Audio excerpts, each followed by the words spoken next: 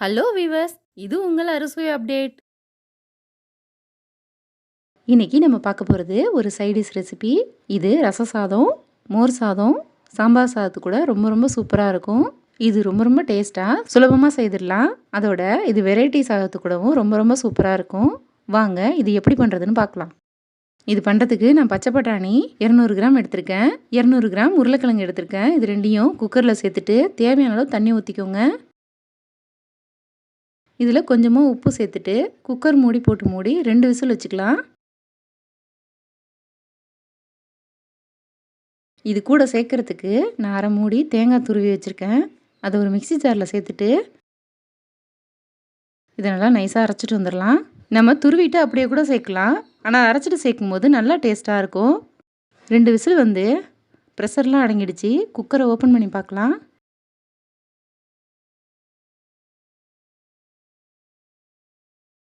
இது நல்லா வெந்துருச்சு. இப்போது உருளைக்கிழங்கோட தோலெல்லாம் நீக்கிட்டு வந்துடலாம்.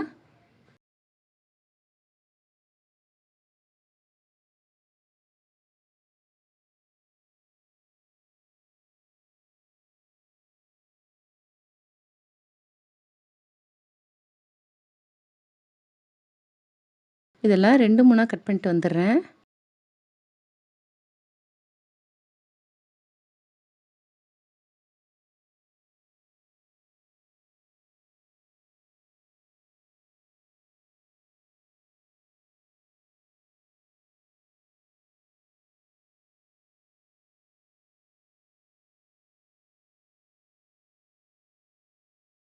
இப்போது ஸ்டவ்வில் கடாயை வச்சு 2 டேபிள் ஸ்பூன் எண்ணெய் ஊற்றிக்கோங்க.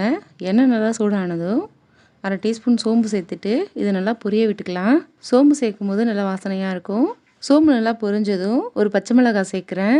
இது கூடவே ஒரு பெரிய வெங்காயத்தை பொடி பொடியாக நறுக்கி வச்சுருக்கேன். அதையும் சேர்த்துட்டு நல்லா வதக்கிக்கலாம்.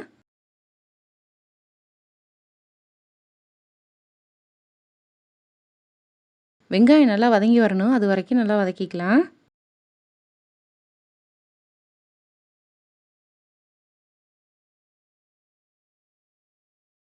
இது கூட ஒரு கொத்து கருவேப்பிலையும் சேர்த்துட்டு வதக்கிக்கோங்க.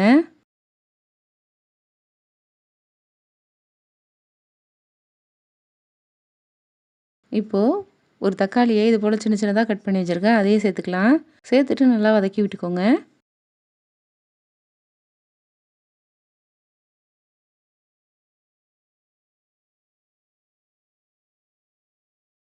இப்போது இது கூட கொஞ்சமாக உப்பு சேர்த்துட்டு வதக்கிக்கோங்க.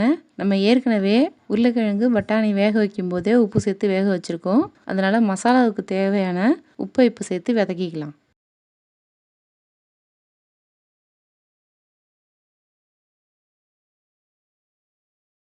வெங்காயம் தக்காளி வதங்கும் போதே அரை டீஸ்பூன் கரம் மசாலா பொடி சேர்த்துக்கோங்க. இது கூட மஞ்சத்தூள் அரை டீஸ்பூன் சேர்த்துட்டு நல்லா வதக்கி விட்டுக்கலாம்.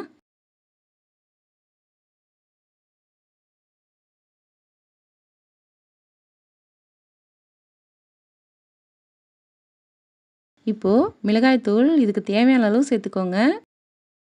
சேர்த்துட்டு எல்லாத்தையும் ஒரு முறை நல்லா கலந்து விட்டுக்கலாம்.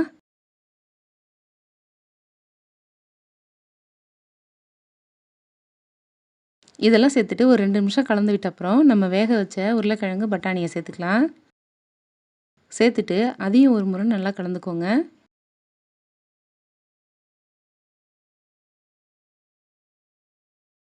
இப்போது நம்ம அரைச்சி வச்சிருந்த தேங்காய் விழுதை இதில் சேர்த்துக்கலாம்.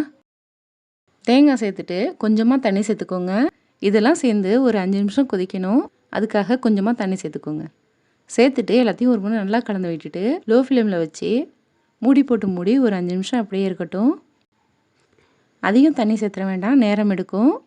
அதனால் கொஞ்சமாகவே சேர்த்துக்கோங்க.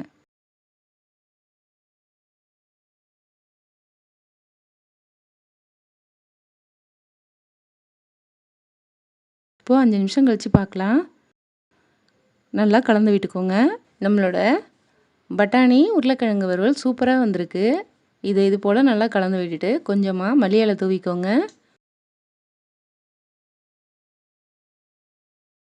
இது எல்லா சாதத்து கூடமே ரொம்ப ரொம்ப சூப்பராக இருக்கும். இதுவே பூரி சப்பாத்திக்கு செய்கிறீங்க அப்படின்னா தேங்காய் சேர்க்கும் போது கொஞ்சம் தண்ணி அதிகமாக சேர்த்துக்கோங்க. இது போல் செய்தீங்கன்னா வீட்டில் இருக்கிற எல்லோருமே ரொம்ப விரும்பி சாப்பிடுவாங்க. இது போல் நீங்களும் ஒரு முறை ட்ரை பண்ணி பாருங்கள். இந்த வீடியோ பிடிச்சிருந்தா லைக் பண்ணுங்கள், ஷேர் பண்ணுங்கள். நம்ம சேனலுக்கு புதுசாக இருந்தால் சப்ஸ்கிரைப் பண்ணுங்கள். தேங்க்யூ.